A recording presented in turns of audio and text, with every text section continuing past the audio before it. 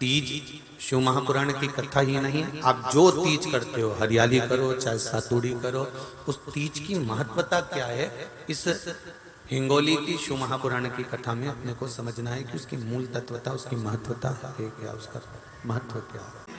ब्रह्मा, विष्णु और महेश, इन तीनों की जो देवियां हैं, ब्रह्माणी, लक्ष्मी और पार्वती। थोड़ा ध्यान लगाकर सुनना।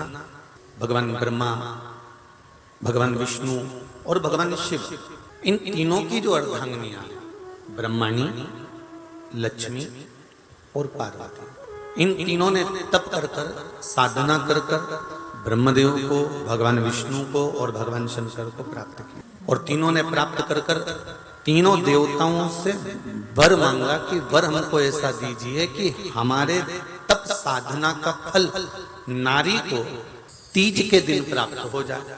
अब देखिए जरा, एक ही व्रत से, एक ही उपवास से उसको संपूर्ण तप साधना का फल, केवल एक व्रत कर रहे हो, संपूर्ण तप साधना का फल उसको प्राप्त हो रहा है। ऐसा कोई व्रत, ऐसी कोई साधना, ऐसा कोई, ब्रह्माणी ने ब्रह्मदेव से मांगा, लक्ष्मी जी ने भगवान विष्णु से मांगा, पार्वती जी ने भगवान शिव से मांगा कि ऐसा वर दे दीजिए जिस वर से एक ही व्रत करने से संपूर्ण फल की प्राप्ति हो जाए, संपूर्ण फल मिल जाए। ऐसा एक व्रत का फल दे दीजिए, मात्र एक व्रत का। अब देखिए, हरियाली तीज करने वाली माताएं थोड़ा ध्यान से सुनना। हरियाली तीज जब माताएं करती हैं तो एक हरियाली तीज, एक गणगौर की तीज, ये दो तीज के व्रत ऐसे होते हैं जिसमें जब माताएं करती हैं तो उस समय पर उमा, ब्रह्माणी और लक्ष्मी, इन तीनों की आराधना का फल उसको केवल एक व्रत से प्राप्त हो जाता। अब देखिए दूसरा सातुड़ी तीज, इसमें उमा और महेश्वर, उमा और महेश, ब्रह्माणी और लक्ष्मी, इन चार के व्रत तप का फल एक साथ सातुड़ी तीज के दिन प्राप्त हो जाता। अब एक आती है हरतालिका तीज। आप लोग करते हो हरतालिका? यहाँ लोग करते कि नहीं करते? करते हैं यहाँ पे हरतालिका? कौन कौन करता है? जरा हाथ उठाओ तो जरा। अरे सभी करते हो, रखो रखो, बहुत बढ़िया, बहुत अच्छी बात। एक आती है हरतालिका तीज। इस तीज का व्रत माता पार्वती बेल वृक्ष के आनंद के साथ में फुलेरा बनाकर करती है, और जिसमें इस हरतालिका में माता पार्वती जी के जितने जन्म पहले हुए हैं, माता पार्वती का जन्म तो 52वें नंबर का, 52 नंबर पे माता पार्वती का जन्म है। इससे पहले तो माता के 51 जन्म पहले हो चुके हैं, 51 जन्म माता पार्वती का पहले हो चुके हैं। तो वो जितने जन्म माता पार्वती पूर्व में ले चुकी हैं, ब्रह्माणी जितनी बार ब्रह्मदेव के साथ में विराजमान हो चुकी हैं, इंद्राणी जितनी बार इंद्र के साथ विराजमान हो चुकी हैं, और लक्ष्मी चाहे वो राधा के रूप में हो, चाहे वो रुक्मणी के रूप में हो, चाहे वो सतभामा के रूप में हो, चाहे वो यमुना के रूप में हो, चाहे वो गंगा के रूप में हो, जितनी बार माता लक्ष्मी ने रूप धारण करे हैं वो सब रूप में, और माता पार्वती अपने सारे रूप में, ब्रह्माणी अपने सारे रूप में, लक्ष्मी अपने सारे रूप में इस हरतालिका तीज के व्रत को करने के लिए आतुर रहती हैं। और इस व्रत को कल कर कर एक दिन में ही संपूर्ण विश्व का जितना तप है, साधना है, उपवास है, सबका फल एक साथ एकत्रित कर लेती हैं केवल एक व्रत में, हरतालिका तीज। अब एक बात ध्यान से सुनिएगा, सारे व्रत, आपका अगर स्वास्थ्य खराब हो गया तो आप व्रत छोड़ सकते हो। जितने भी व्रत आप लोग कर रहे हैं पूर्व के, सोमवार, मंगलवार, एकादशी, छठ, पंचमी, चतुर्थी, अगर आपका स्वास्थ्य खराब है तो आप उस व्रत को छोड़ सकते हो, सारे व्रत को छोड़ सकते हो। पर तीज का जो व्रत होता है, हरतालिका का जो व्रत होता है, ये व्रत एक बार लेने के बाद जब प्राण छूटते हैं तभी ये व्रत समाप्त होता है, अन्यथा बीच में ये व्रत समाप्त नहीं, ये व्रत समाप्त होता ही नहीं। अगर शरीर से नहीं बनता कि अब हमारी अवस्था हो गई, अब शरीर से नहीं बन रहा है, तो भले एक पहर की पूजन कर कर, एक पहर का नियम धारण कर कर, एक पहर का स्मरण कर कर, एक पहर का पूजन कर धारण करो, और उसके बाद में भले आप थोड़ा सा जो भी आपको लेना है वो कर लो, पर इस व्रत को करना ही पड़ता है। शंभो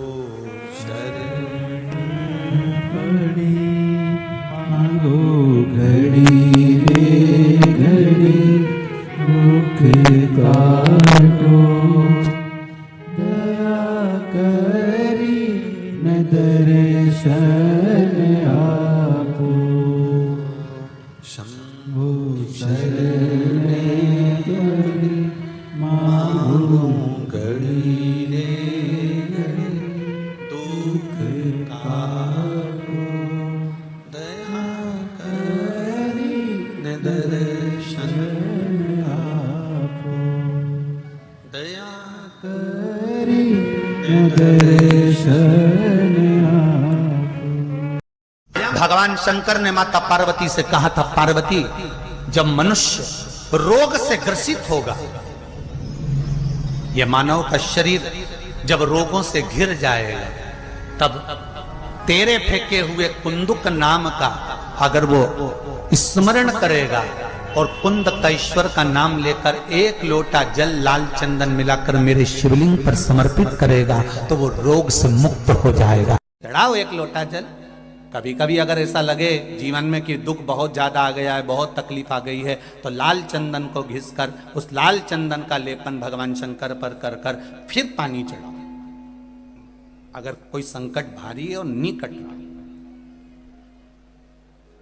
जैसे किसी नारी का गर्भ नहीं ठहर रहा, 15 साल हो गए, 20 साल हो गए, 25 साल, जैसे इसने लिखा एक माता ने कि 18 साल की बेटी हो गई थी पर संतान में पुत्र नहीं, तो उसने भाव से कथा सुनी।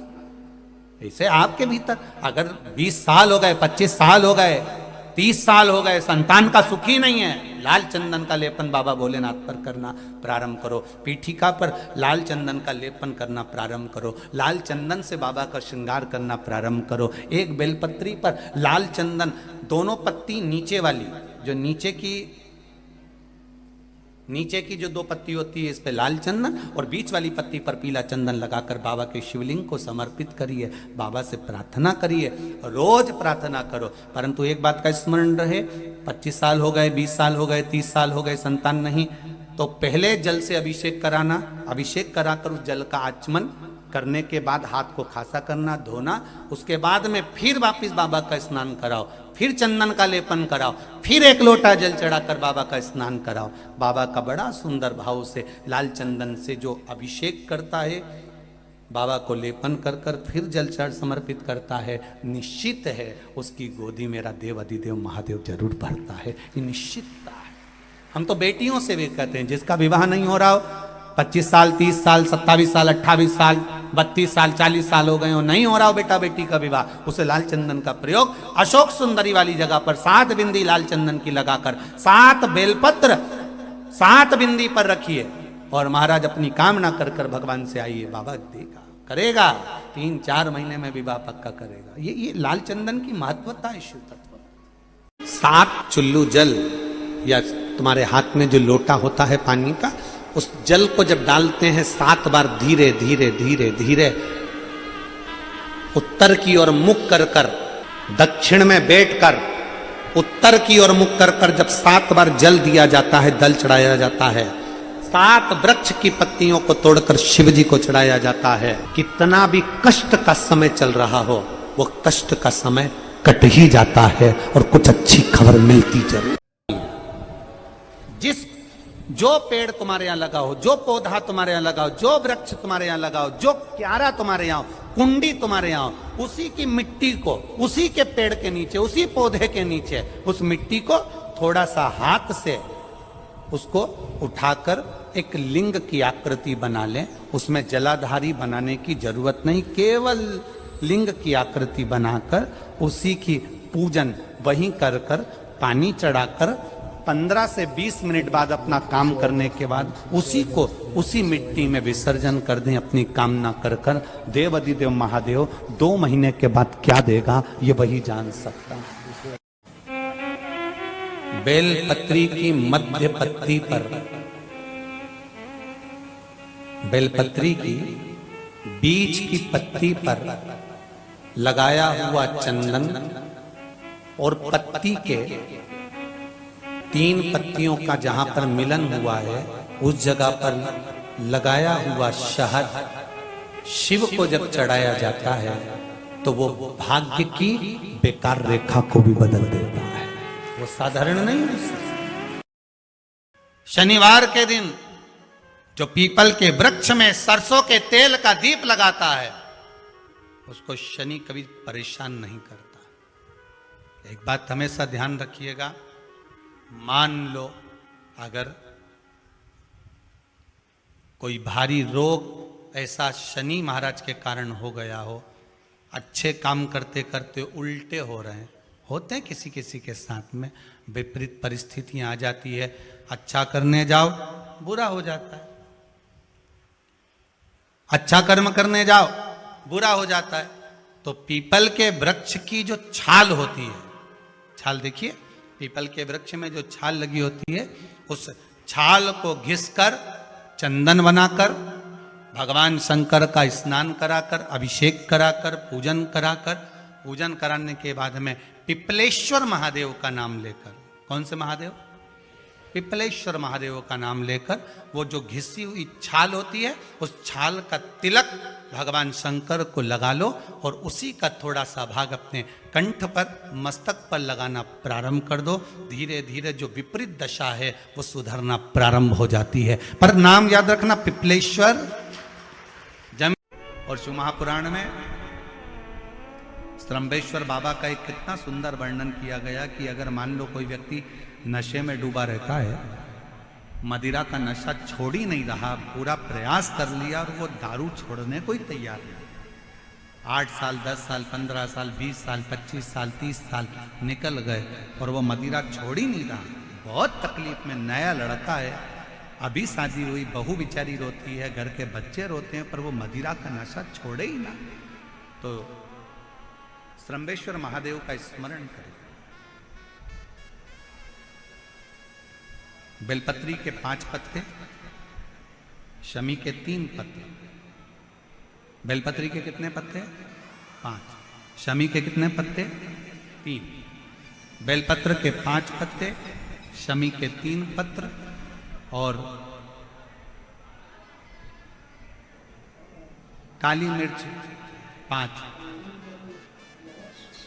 1 पत्र शमी पत्र सब साथ में लेकर काली मिर्च के साथ में बाबा देव अधिदेव महादेव को, भगवान शंकर को समर्पित करो। श्रंभेश्वर महादेव का नाम लीजिए, जम के बोलो, कौन सा महादेव? श्रंभेश्वर महादेव। आपने कथा में सुना होगा कि शरंभ पक्षी का रूप मेरे शंकर भगवान ने लिया था। किसके लिए लिया था? नरसिंह भगवान को जो गुस्सा आ रहा था, नरसिंह भगवान जो तोड़ फोड़ कर रहे थे, सारे देवताओं को डर लग रहा था, तब भगवान शंकर ने शरंभ पक्षी का रूप धारण कर नरसिंह भगवान को अपने पंजे में उठाकर अलखनंदा नदी में ले जाकर डाल दिया। शिव जी ने एक नाम लिया, शंकर जी का एक नाम का उच्चारण हुआ। क्या नाम था? जम के बोलो, श्रंभेश्वर महादेव। आवाज नहीं आ रही है, जरा दम के बोलो, कौन से महादेव? बोल श्रंभेश्वर महादेव की। श्रंभेश्वर महादेव, 5 बेलपत्र, 5 कमल काली मिर्च, 3 शमी पत्र शंकर जी को चढ़ाकर बाबा से शंभेश्वर महादेव का नाम लेकर विनय कर बाबा आपकी कृपा होगी तो जीव नशे से मुक्त जरूर होगा। शंकर, आपकी कथा कहती है कि आप राम नाम की मस्ती में डूबते हो और नशे को त्यागते हो। बाबा, मेरे भी घर में एक व्यक्ति, उसका नाम ये है, ये गोत्र है, वो नशे में डूबा रहता है। बाबा, इसको नशे से बाहर निकालो। झोली पसार कर प्रणाम करो, अपने हाथ की हथेली को, जैसे ये जल बहने वाला जो स्थान है यहाँ, ये पानी जो यहाँ से बहकर आता है, अपने सीधे हाथ की हथेली को यहाँ लगाओ, सीधे हाथ की हथेली को यहाँ लगाकर, ये जो जलाधारी है यहाँ अशोक सुंदरी का स्थान होता है, अपनी हथेली को यहाँ लगाओ।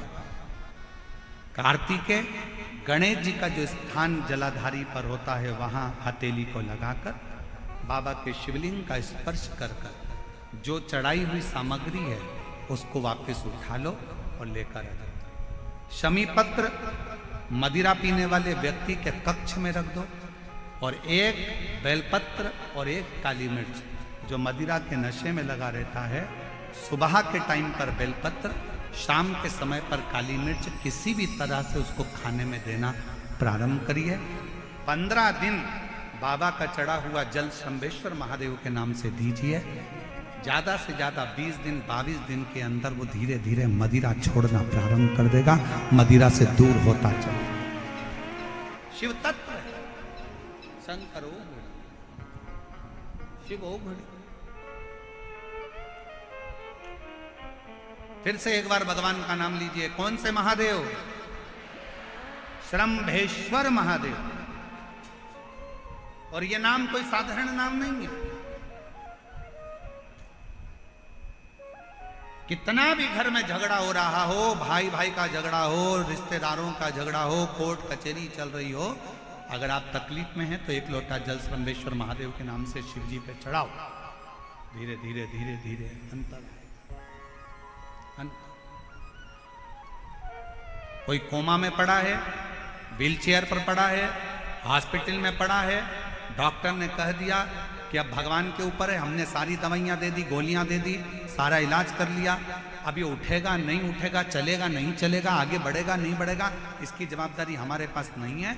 उस समय पर केवल ध्यान देना, अशोक सुंदरी, गणेश जी, कार्तिकेय वाले स्थान पर एक एक चावल का दाना 3 रखो। अगर पी ले तो ठीक है, नहीं पी सकता उसके शरीर पर उस जल को लगाना रोज प्रारंभ करो। धीरे धीरे वो कोमा से भी बाहर निकलेगा, शरीर भी चलेगा और वो आगे बढ़ना प्रारंभ करेगा। श्रंभेश्वर महादेव के नाम मात्र में इतना बल होता है कि श्रंभेश्वर महादेव की यहां तक शिवपुराण कहती है कि जब जब श्रंभेश्वर महादेव की कथा आए और दिल से अगर आपने सुना है तो व्यक्ति रोग से, दुख से निवारण होता ही है। वो श्रंभेश्वर महादेव, श्रंभेश्वर। क्यों शिव महापुराण की कथा में लोग इतने तकलीफ है, बीमार हैं तो भी शंकर की कथा में क्यों जाते? इतना धूप है, गर्मी है, फिर भी लोग जाते, बीमार लोग भी पहुंचते, क्यों पहुंचते? उसका कारण है किसी भी तरह से शंकर की कोई कथा हमारे श्रवण शक्ति में जाएगी और वो हमें शक्ति प्रदान करेगी, क्योंकि उसका नाम महामृत्युंजय है। वो मृत्यु को भी जीत सकता है तो आराम जरूर दे सकता है। वो शिव है। इंस्टाग्राम वालों ने, यूट्यूब वालों ने, फेसबुक वालों ने, टीवी वालों ने,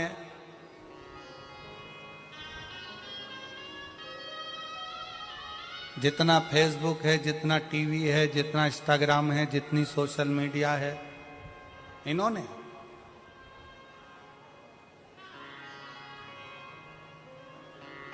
अभी नूतन संवत्सर में, नूतन संवत्सर के पहले बहुत सारे मीडिया पर चलते रहे कि शनि लग गया, शनि लग गया, शनि लग गया। जितने यहाँ कथा में बैठे हो ना, तुम सबने भी मोबाइल में देखा होगा तो देख रहे होगे, वृश्चिक पे लग गया, कुंभ पे लग गया, धैया लग गया, 7.5 लग गया, आधे से ज्यादा तो शनि के डिप्रेशन में पड़ गए। अरे भाई, शिव महापुराण की कथा को उठाकर देखिए। दुनिया के लोगों को शनि लगता है, शनि को शंकर लगता है।